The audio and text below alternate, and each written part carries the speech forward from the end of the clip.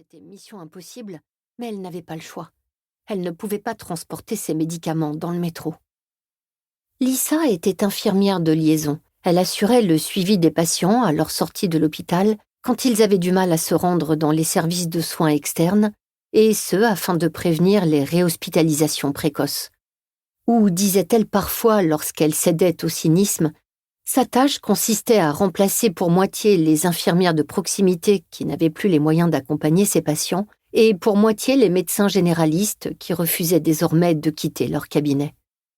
Formée en médecine d'urgence, elle aimait son poste actuel. Elle y croisait moins d'ivrognes et se faisait moins souvent vomir dessus, surtout quand on lui donnait du chocolat. Malgré tout, elle ne se berçait pas d'illusions concernant Madame Marks. « Vous n'êtes pas non plus ce que j'appellerais une brindille », lui fit remarquer la vieille dame. « On dirait ma mère », râla Lisa. La jeune femme avait hérité des formes de sa mère, qui, très contrariée, ne manquait jamais d'exprimer toute sa déception. « Dans ce cas, vous l'emportez », ajouta Madame Marks à contre-cœur. Lisa grimaça. « Je déteste le chocolat noir », protesta-t-elle, avant de le prendre malgré tout et de répéter « S'il vous plaît, je ne voudrais pas que vous soyez réhospitalisé. La prochaine fois, vous pourriez perdre votre pied. Je suis sérieuse. » Madame Marks répondit d'un soupir avant de montrer du doigt le vieil ensemble de cuir brun. Lisa glissa donc les mains derrière les coussins du canapé et des deux fauteuils. Des tablettes de chocolat étaient cachées derrière chacun d'eux. « Je vais les donner à la banque alimentaire. Voulez-vous que je vous les rembourse ?» La vieille dame rejeta cette proposition d'un geste. « Non, mais si je me retrouve de nouveau à l'hôpital, je vous en tiendrai rigueur. » « Entendu. » Il faisait frisquet pour début mars, mais le soleil brillait derrière un léger brouillard de pollution et quand Lisa sortit du haut bâtiment, elle sentit le printemps dans l'air. Elle pria comme toujours pour que personne n'ait remarqué le caducée infirmier affiché sur son pare-brise et essayait de fracturer sa voiture dans l'espoir d'y trouver des médicaments. Puis elle pensa au nouveau restaurant de barbecue coréen où elle devait retrouver ses amis dans la soirée. Il avait l'air sympa sur Instagram, mais ce n'était pas nécessairement bon signe, bien au contraire parfois, surtout s'il était rempli de convives en train de photographier des plats froids. Elle aperçut des garçons qui traînaient devant l'immeuble, ce qui n'avait rien d'inhabituel. Avec les ados, elle avait parfois du mal à dire s'ils auraient dû se trouver en classe à cette heure-ci. Ils étaient si grands de nos jours. Le mieux à faire était de garder la tête baissée, de cacher ses boucles sous un foulard ou de les attacher en tresses serrées et de passer son chemin. Elle était toujours soulagée de porter son uniforme avec son pantalon vert peu saillant qui la rendait presque invisible. Cependant, ces garçons ne firent pas du tout attention à elle. Ils étaient en train de se chamailler. Des prises de bec d'adolescents.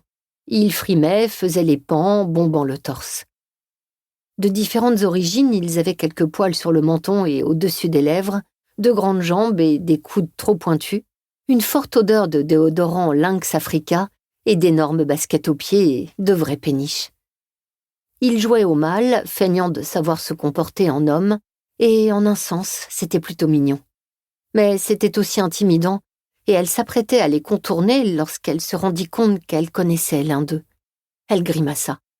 C'était Kai, l'un des cousins d'Ezra. Ezra, le bel Ezra dont le corps gracieux et le joli minois le rendaient irrésistible chaque fois qu'il lui envoyait un message.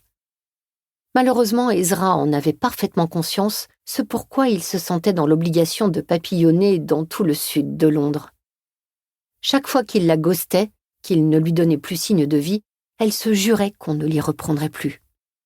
Or, elle ne parvenait pas plus à tenir cette promesse qu'elle ne respecterait son engagement à donner les chocolats confisqués à Madame Marks. Elle avait rencontré Kai par hasard, Ezra ne l'avait jamais présenté à sa famille, à Brixton Market un matin, alors qu'ils étaient sortis prendre leur petit déjeuner. C'était un ado de 15 ans enjoué, avec la langue bien pendue, et il devrait vraiment être en classe à cette heure-ci, songea-t-elle avec un soupir. Mais elle ne lui en parlerait pas. « Kai » l'interpella-t-elle en levant la main. Il se tourna alors vers elle et, la reconnaissant, commença à esquisser un large sourire quand, sans crier gare en cette froide journée de printemps, Lisa entendit soudain une voiture accélérer, puis un atroce crissement de pneus. Une lueur illumina le ciel, comme quelque chose était projeté en l'air avant de retomber, puis, après un moment de stupéfaction, un vrombissement ignoble retentit.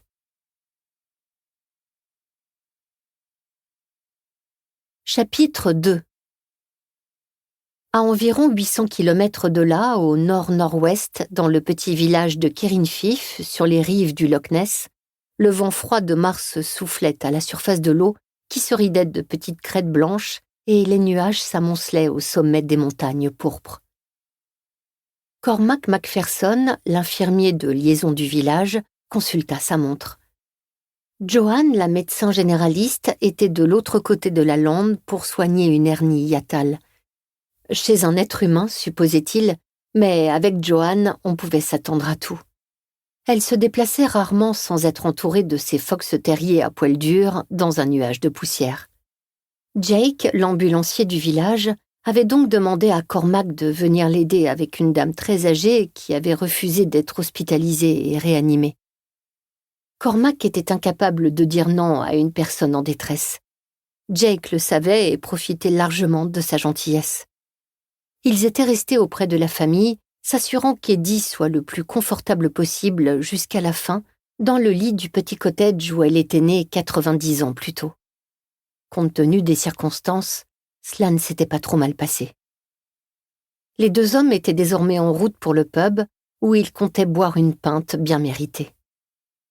« Il y a pire comme manière de partir », commenta Jake avec philosophie, tandis qu'il foulait les pavés, l'air frais leur fouettant le visage. « fit Cormac en regardant son téléphone.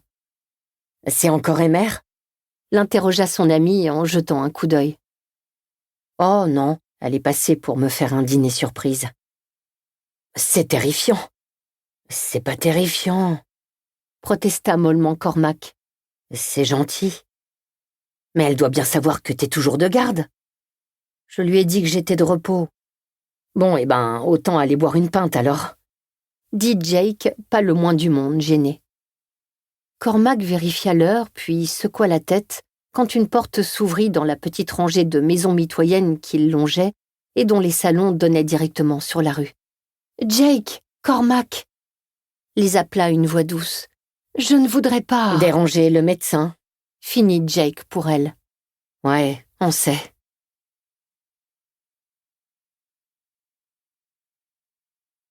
Chapitre 3. Une lueur dans le ciel, une cacophonie indescriptible. Lisa avait seulement aperçu la voiture du coin de l'œil, tandis qu'elle observait les garçons, déterminant avec une intuition toute citadine s'ils représentaient une menace ou si la situation pouvait dégénérer. Elle avait du flair en la matière, ayant si souvent eu à réparer les dégâts, puis elle avait eu l'impression de l'entendre accélérer. Dans un premier temps, elle n'y avait pas prêté attention, mais elle s'était ensuite rendue compte qu'au lieu de ralentir dans le virage à l'entrée de la cité, la voiture avait mis la gomme. Elle avait alors instinctivement tourné la tête vers son propre véhicule afin de s'assurer que le bolide ne l'emboutissait pas. En se retournant de nouveau, elle entendit le moteur rugir comme la voiture grimpait sur le trottoir, grimpait délibérément sur le trottoir, puis elle vit... La seule chose qu'elle vit fut la lueur d'un téléphone projeté dans les airs, un téléphone qui tournoyait, reflétant la lumière, si lentement que c'en était presque beau. Ensuite, tout se passa en une seconde. Elle vit une forme hideuse se tordre, vriller, accompagnée d'un bruit sourd épouvantable, fort, humide, qui résonna dans toute sa tête. Une chose inimaginable suivit le téléphone. Puis, les roues de la voiture tournant toujours, le moteur rugissant toujours, retentit un bruit de craquement encore plus fort, comme l'énorme forme inimaginable heurtait le sol pour rester allongée là, tordue, désarticulée. Lisa ne pouvait croire à ce qu'elle avait sous les yeux. Cela ne pouvait pas être Kay, c'était impossible. Elle releva la tête pour dévisager le conducteur qui faisait vrombir son moteur, les lèvres retroussées en un rictus plein de hargne ou de rage ou d'autre chose, Pour continuer à écouter ce livre audio gratuitement, cliquez sur le lien dans la description et vous pourrez l'écouter en entier sans frais grâce à l'essai de 30 jours d'Audible.